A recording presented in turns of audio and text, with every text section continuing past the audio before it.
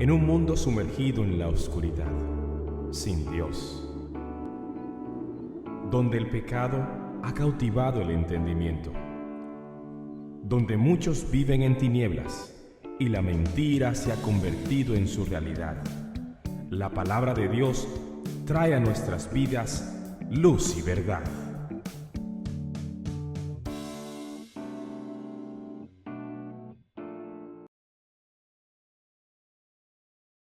El estudio de esta mañana se llama El problema de la familiaridad.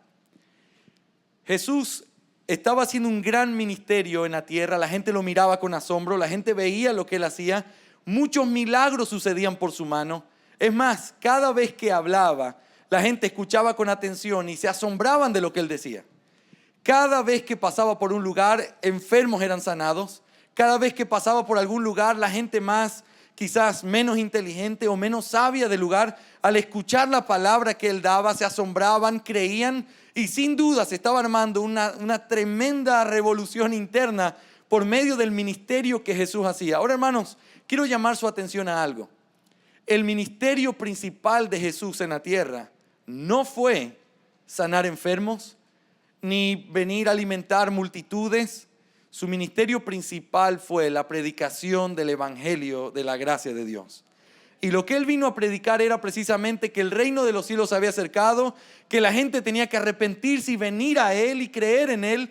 Y muchas veces, para poder certificar lo que él estaba diciendo, habían milagros, habían grandes sanidades. Hace unos días atrás estudiamos en la iglesia el milagro de la multiplicación de los panes, que cada vez que uno lo lee, siempre le digo a los hermanos, no sé cómo fue eso. Sé que pasó, pero no tengo ni idea cómo pasó eso. Pero el Señor, cada vez que iba por algún lugar, iba mostrando que Él venía de parte de Dios. Ahora, cuando uno termina el capítulo 5 de Marcos, uno se da cuenta que Jesús hizo grandes cosas en medio de 3 milagros maravillosos que hizo y que se relatan en ese capítulo.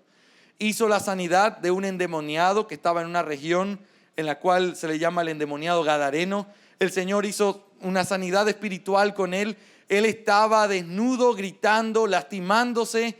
Toda la gente le tenía miedo y el Señor ese hombre fue sanado, creyó y dice que después estaba vestido y sentado a los pies del Señor. También después vemos la hija de un hombre llamado Jairo que estaba muriendo y su padre fue a buscar al maestro a decirle, maestro, ven y habla y sana a mi hija. Y el Señor fue a la casa de ella, aunque aparentemente con un retraso. Y digo aparentemente porque todo está bajo el plan soberano de Dios. Y él se atrasó, por decirlo así, por tener que tratar con una mujer que tenía un flujo de sangre. El Señor la sanó y le dijo, hija, tu fe te ha salvado. Y luego fue a la casa de Jairo y levantó a su hija de los muertos diciendo que realmente Jairo había tenido fe. Hermanos, el capítulo 5 de Marcos podríamos llamarlo un capítulo donde se manifiesta la fe de mucha gente que estaba alrededor de Jesús. Pero entonces llegamos al capítulo 6, que es lo que tenemos que estudiar en esta mañana. Él llega a su querida Nazaret. Nazaret era el lugar donde él había crecido. Él nació en Belén. Él hizo su ministerio, una gran parte de su ministerio en Capernaum. Pero donde él creció, donde él se convirtió en un hombre hasta los 30 años, fue Nazaret. Era ese lugar donde la gente lo había visto crecer, donde la gente conocía a sus padres, a sus hermanos, donde la gente había visto quizás su tiempo de aprendizaje. Y cuando él regresa a su tierra, a la tierra de Nazaret, lo que nosotros encontramos de parte de la gente es incredulidad. Y yo quiero que usted mire conmigo unos textos antes de poder centrarnos en este tema principal. Pero mire conmigo en Marcos 6, cuando dice en el versículo 2, y llegando el día de reposo, comenzó a enseñar en la sinagoga. Y muchos oyéndole se admiraban y decían, ¿de dónde tiene estas cosas? ¿Y qué sabiduría es esta que les dada? ¿Y estos milagros que por sus manos son hechos? Y miren lo que dice el versículo 3. ¿No es este el carpintero, entre comillas, que nosotros conocemos bien y lo hemos visto crecer, hijo de María, hermano de Jacobo, de José y de Judas y de Simón? ¿No están también aquí con nosotros sus hermanas? Y se escandalizaban de él. Hermanos, yo quiero que presten muchísima atención a esta realidad que estaba sucediendo en el ministerio de Jesús. La gente lo reconocía, La gente sabía quién era Él. Seguramente por el testimonio de todos aquellos que habían vivido una sanidad, ellos sabían, este es Jesús, el que hace milagros, este es el que cuando habla todas las cosas suceden. Pero de pronto llega a su tierra y la gente lo recibe. Simplemente porque ellos lo habían visto crecer, comenzaron a menospreciar quién era Jesús. Y comenzaron a preguntarse, ¿y este cómo así? ¿De dónde acá tiene tanta sabiduría? Este tuvo que haber hecho algo que no está bien. Nosotros sabemos quién es Él. Es más, ¿no están aquí sus hermanas? ¿No son sus hermanos los que nosotros hemos conocido? ¿No está María, su madre, la que nosotros conocemos también? ¿Quién es este? ¿Con qué derecho, con qué autoridad comienza a hablar de esa manera? Y hermanos, el Señor Jesús va a decir algo que realmente se ha citado en muchos lugares y es un refrán popular, pero que tiene una verdad espiritual para nuestras vidas, en la que yo quiero que nosotros pensemos. Mire conmigo el versículo 4. Mas Jesús les decía, no hay profeta sin honra, sino en su propia tierra y entre sus parientes y en su casa. Hermanos, no hay profeta con honra en su propia tierra, es una frase común que creo que todos la hemos escuchado, aún fuera de la iglesia. Pero que es una frase que Jesús la dijo en relación a la actitud de su gente. Esa gente que al verlo y quizás mucho más que cualquier otro tuvo que haberse admirado, tuvo que haber querido escuchar lo que él tenía para decir, simplemente lo menospreciaron por ser algo conocido. Lo menospreciaron por tener familiaridad con él. Lo menospreciaron porque simplemente ellos sabían quién era aparentemente y no permitieron que realmente lo que él estaba diciendo afectara sus vidas. Él estaba enseñando en la sinagoga y en vez de creer el mensaje de salvación, simplemente se escandalizaban. El texto griego, esa palabra significa, se ponían tropiezo con lo que él estaba diciendo. Era una molestia lo que él estaba haciendo. No era algo que miraban con asombro, no era algo que lo miraban con cariño, no era algo que miraban con admiración en un sentido, en un buen sentido. Era algo que les estaba molestando. Esa familiaridad resultó en un menosprecio que simplemente los llevó a que ellos se escandalizaran y no vieran lo que tenían que ver con sus ojos. Hermanos, en esta mañana yo quiero que meditemos sobre este peligro de la familiaridad por medio de dos textos de la palabra de Dios que nos enseñan lo que Jesús está diciendo aquí y cómo esto sin duda tiene que ser algo en lo que cada cristiano verdadero debe tener cuidado. Quiero que miremos en primer lugar Mateo capítulo 6, versículo 9. Mire conmigo lo que dice este texto de la palabra de Dios. Mateo 6, 9. Vamos a mirar en primer lugar el peligro de la familiaridad como una clara enseñanza de la Biblia. Mire lo que dice Mateo 6, 9. La palabra de Dios dice, vosotros pues oraréis así, dígalo conmigo. Padre nuestro que estás, santificado sea tu nombre. Todos conocemos esta oración, ¿verdad?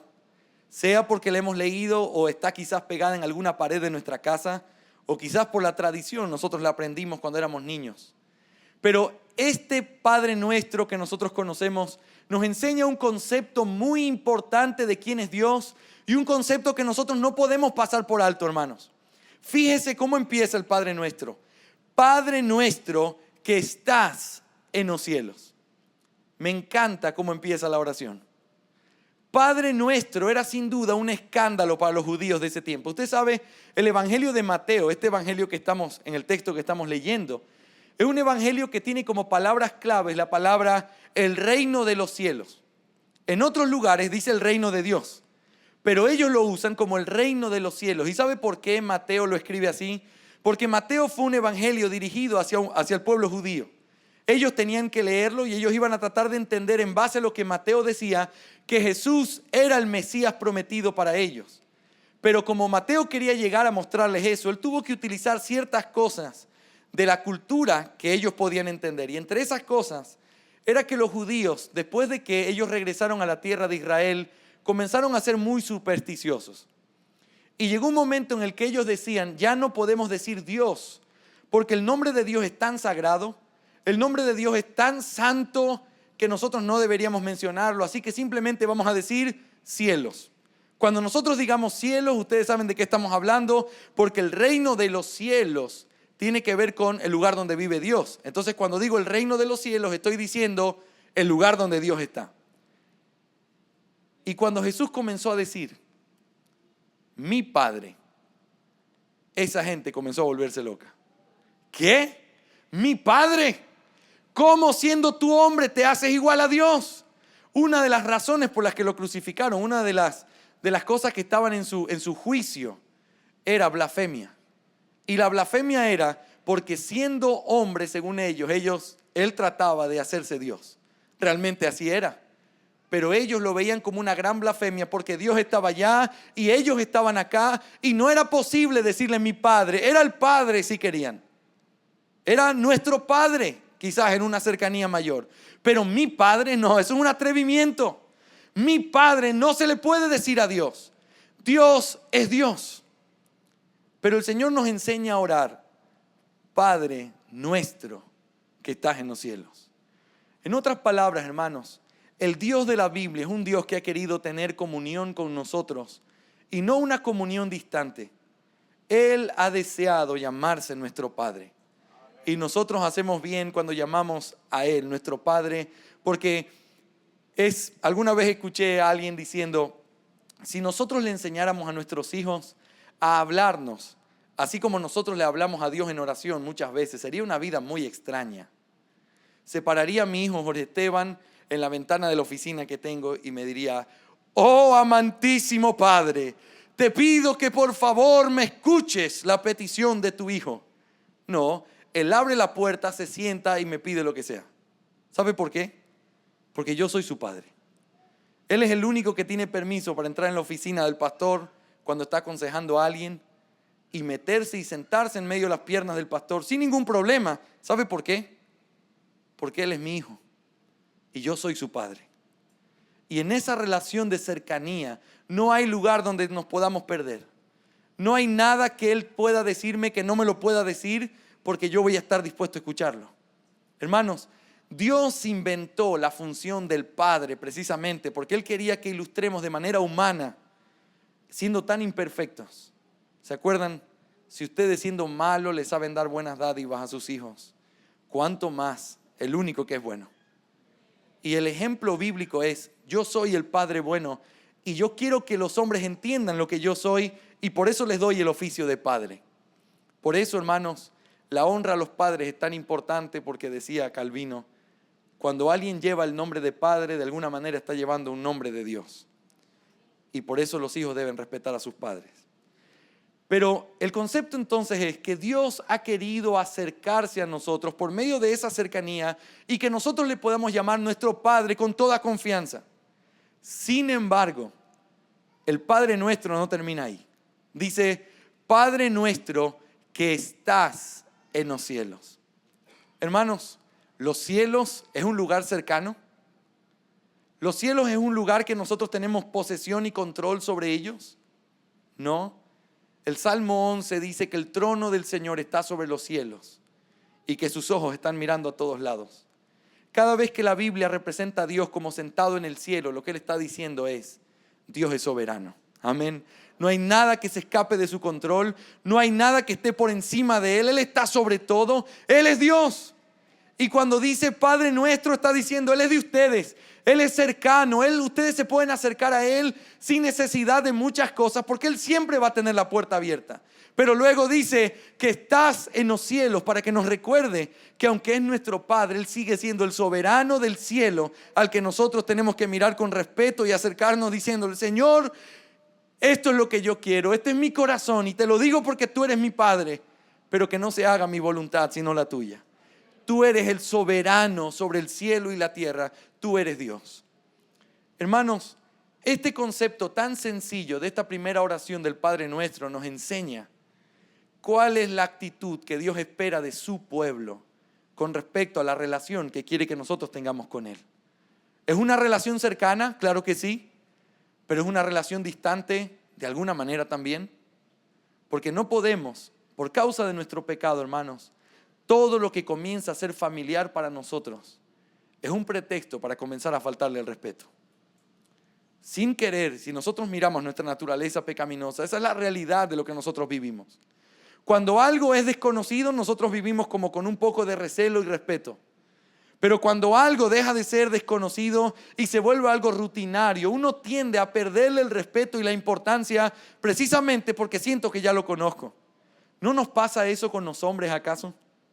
¿No nos pasa eso acaso con nuestros esposos y nuestras esposas?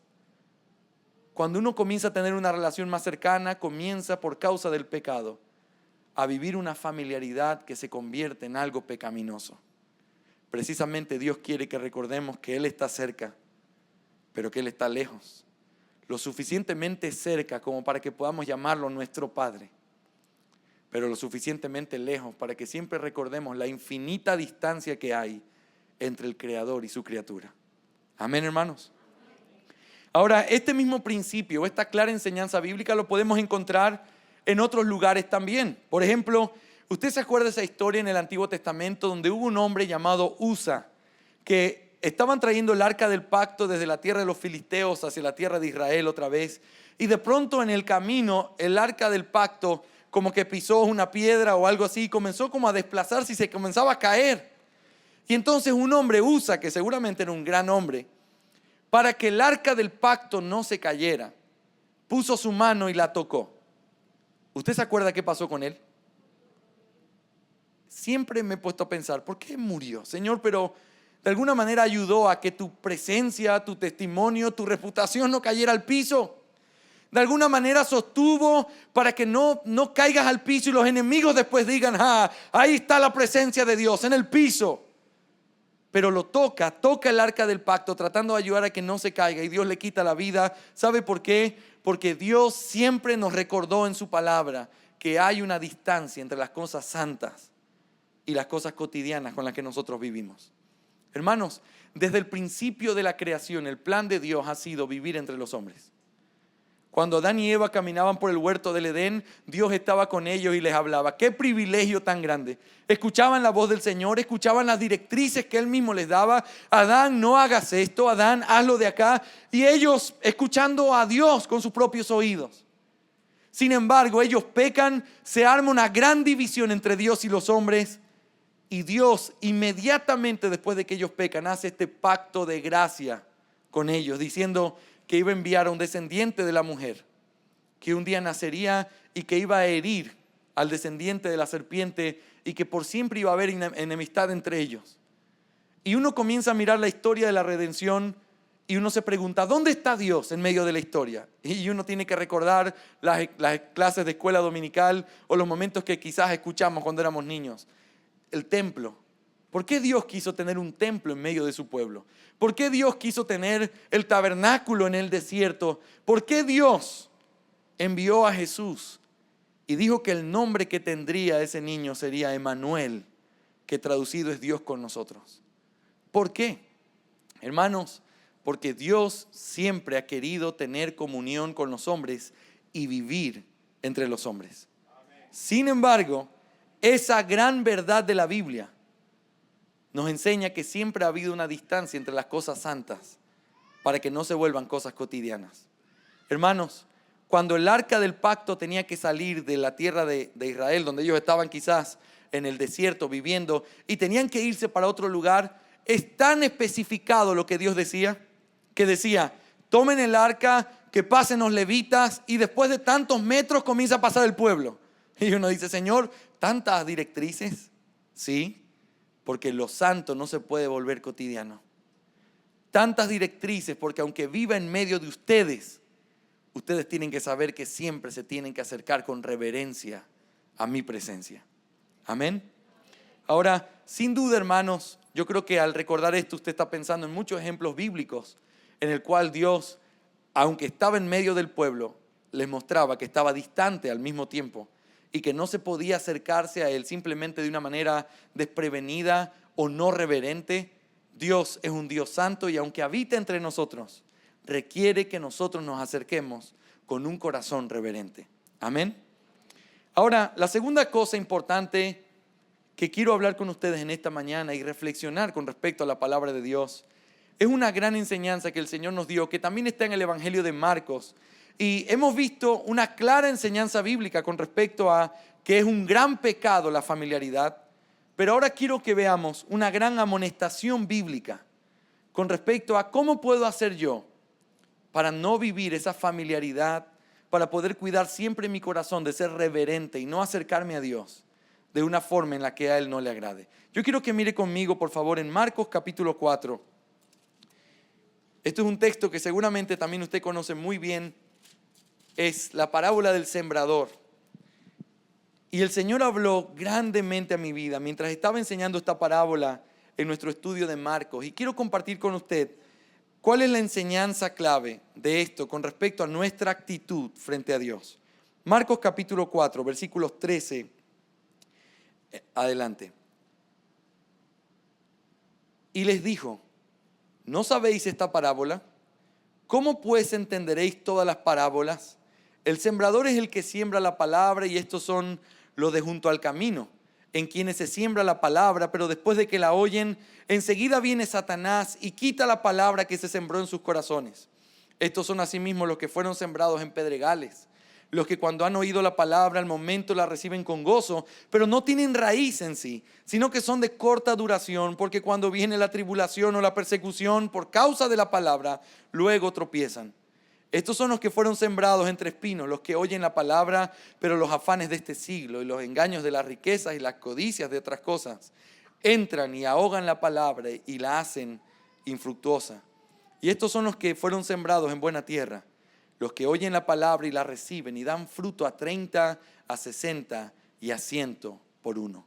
Hermanos, sin el deseo de poder entrar profundamente a tratar de analizar cada cosa aquí, quiero que miremos las enseñanzas principales que el Señor nos da en esta parábola, tratando de meditar en cómo puedo hacer para no vivir y no caer en este pecado de la familiaridad. En primer lugar, la pregunta que debemos hacernos al acercarnos a esta parábola es: ¿de qué habla la parábola del sembrador? El viejo principio de interpretación de las parábolas dice que las parábolas no tienen muchas enseñanzas, tienen solamente una central, y que no hay que mirar cada detalle de la parábola, sino la idea central y lo que Jesús quiso enseñar. Ha habido gente en la historia de la iglesia que malinterpretó muchas parábolas por tratar de darle significado a cada uno de los detalles. Y la tradicional es la parábola del buen samaritano, cuando alguien comenzó a darle todos los sentidos. Este es Adán, y este es Jerusalén, y este es el pecado, y las dos monedas son la cena del Señor y el bautismo, las dos ordenanzas. Y comenzaron a darle un montón de explicaciones. Y dicen, no, esa no es la forma de interpretar una parábola. Lo que el Señor quiso decir en una parábola es una cosa que quiere que nosotros escuchemos. Y la pregunta en esta parábola es: ¿qué es lo que el Señor quiere decir? Hermanos, muchas personas creen que esta parábola simplemente está destinada para aquellos que han escuchado el Evangelio por primera vez. Es decir, si todos ustedes fueran no creyentes hoy, alguien podría decir: esta parábola solo se aplica a aquellos que están escuchando. Algunos van a ser como los pedregales, otros como aquellos que caen junto al camino, y otros son los espinos y otra la buena tierra. Hermanos, pero hay una realidad en esto, y es una realidad que usted va a estar de acuerdo conmigo. Cada vez que escuchamos la palabra de Dios, vamos a tener que decidir qué tipo de corazón queremos tener. Porque no importa si usted creyó ya y el Señor por su gracia infinita transformó su corazón para que usted pueda creer. Cada vez que usted se sienta a escuchar la palabra de Dios, usted viene con la disposición de escucharla, de rechazarla o quizás de aprender algo novedoso. Hermanos, quiero hablarle desde mi corazón. Tenemos el privilegio de ser una iglesia hermana con ustedes realmente. Nosotros creemos, y puedo decir, Pastor Eddie, como pocas iglesias en este país, creemos exactamente lo mismo que ustedes. Tenemos la misma confesión de fe. Hermanos, pero ¿sabe qué pasa en nuestras iglesias? La gente va cada domingo a sentarse a escuchar información nueva.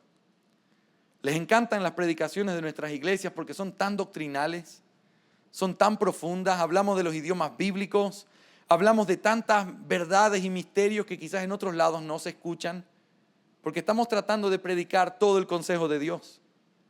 El problema con eso es que nuestras iglesias, hermanos, y nosotros mismos, podríamos ser gente que viene a escuchar y que categoriza un mensaje. Fue bueno porque lo que dijo el pastor no lo conocía. O fue malo porque lo que dijo el pastor yo ya lo había escuchado. Hermanos, la misma disposición y el mismo trabajo que hace un predicador para preparar un estudio de la palabra de Dios, debería ser el mismo trabajo de aquellos que lo van a escuchar. Amén. Es decir, el sábado en la noche, orar diciendo: Señor, háblame por medio de tu siervo imperfecto. Señor, que yo pueda escuchar tu voz, que no sea solamente escuchando al pastor Eddie o a cualquier otro pastor que pueda predicar. Yo quiero escucharte a ti. Yo quiero que tú me digas exactamente lo que yo tengo que cambiar. Señor, muéstrame, como que si yo no pudiera entenderlo tan claramente. El problema, hermanos, es que a veces venimos tan mal preparados para escuchar la palabra de Dios que pensamos que porque ya el evangelio creció en nuestro corazón, vamos a ser siempre buena tierra. Hermanos, buena tierra dice que es aquella que da fruto. Por lo tanto, el fruto no es solamente lo que damos después de que creemos. Como ya creí, entonces ya doy fruto. No, el fruto es cada vez que usted escucha. Volver a poner su corazón delante del Señor y decir: Señor, quebrántame y permíteme escuchar lo que tú tienes que decirme. Hermanos, no nos equivoquemos. Conocimiento no significa conocer verdaderamente a Dios. Conocer doctrina no significa que realmente tenemos un amor profundo por Él. ¿Cuántas veces yo mismo me he sentido miserable de pensar y estudiar por tantas horas? Y en la noche antes de dormir decir: Señor, hoy leí mucho sobre ti. Hoy preparé muchas cosas para la iglesia. Pero hoy no hablé contigo. Hoy no escuché lo que tú tenías para decirme. Hermanos, ¿qué tipo de tierra usted quiere ser? Es una decisión de cada día. Y es una decisión de cada vez que la palabra se predica. Es qué disposición usted tiene para escuchar lo que Dios tiene para decir. Amén. Luz y Verdad llega hasta usted gracias al compromiso y trabajo de personas e instituciones por la causa del Evangelio. Para obtener más información sobre nuestro ministerio y el trabajo que realizamos, ingrese a nuestra página web www.ibpg.es. Deseamos que este mensaje de la palabra de Dios traiga a su vida luz y verdad.